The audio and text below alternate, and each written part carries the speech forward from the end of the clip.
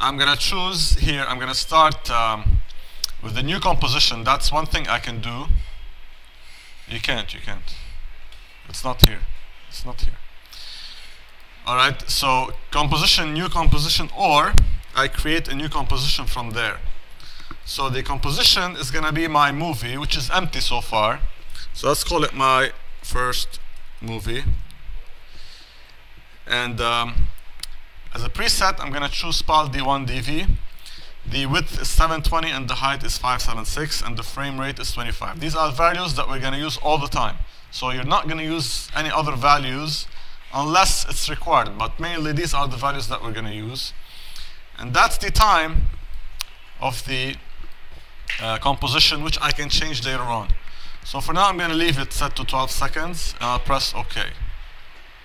Now again, to import, if I look here, this is 50% of the size. So if I go to 100%, I need to press the space bar to pan around. Alright, otherwise 50% would let you see everything, but twice as small. So I'm going to double click now here in the project window to import some videos. Alright, let's import these three. I'm going to press Control to select all three of them and choose Open, and there they are. Now what I need to do is use them in my composition, because I have the composition in my first movie. It's down here, and I can see the content of the composition there. Here I can animate what's inside the composition, but it's empty so far. So let's just drag one of the movies down here. It will be added to the composition. Alright, first of all, I see that it's smaller. I will take care of the size in a second. But first, there's my 12 seconds. I can scrub my time and see what's happening.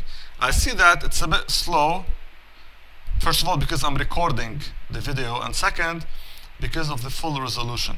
If I go here, for example, to quarter the resolution, the quality will degrade, but at the same time, it will be a bit easier to work with.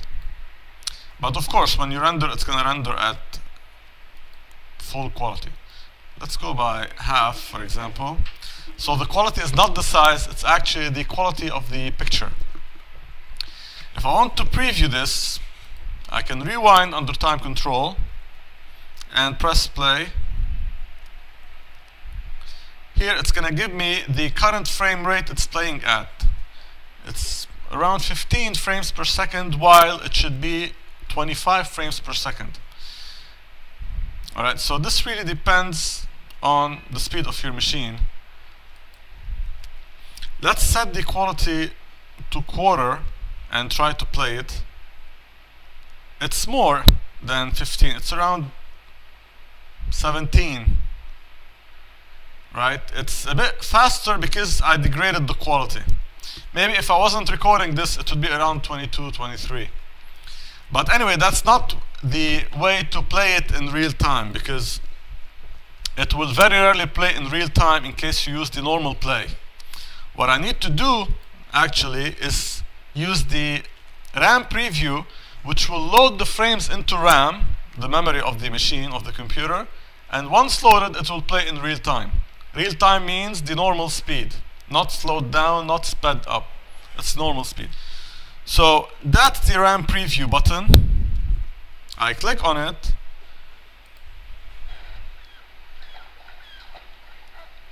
And then it's going to play in real time, and it says here, frames per second, real time.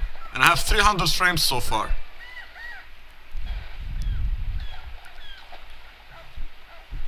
Why do I have 300 frames? Because I have 12 seconds and every second is 25. So if I multiply 12 by 25, I get 300. So here, I played this at quarter the resolution. Let's try the full resolution. It would take a bit more time to actually load everything in RAM. I need to look at this green bar here, progress bar. So this is loading the frames in RAM. It can load as much RAM as you have on your machine. If you have, for example, 1 gigabyte, it can load, let's say, 500 megabytes. If you have 2 gigabytes, it can load 1.5 gigabyte and so forth. So depending on how much RAM you have on your machine, you can load frames. Okay, so now it's playing in real time at full resolution. And I can go to 100% here. It will still play because I didn't change anything. I just zoomed out, actually in this case zoomed in. Therefore, it's still gonna play without recalculating at 25 frames per second. All right, so let's go back to 50% so that we can see anything. Now we're gonna take care of the size. To actually, of course, if I change the size now and I press on the RAM preview, it will have to recalculate from the beginning because I did something different. Anyway, to change the size of something, you have to, there are many ways. The first way is to actually select it like this, and then you click on the one of the corners. If you hold down Shift while you do that, you can scale proportionately. All right, so this is what I'm doing now. All right, but there is another way. So that's one way. It's very easy, actually. Let's undo that. The other way would be this.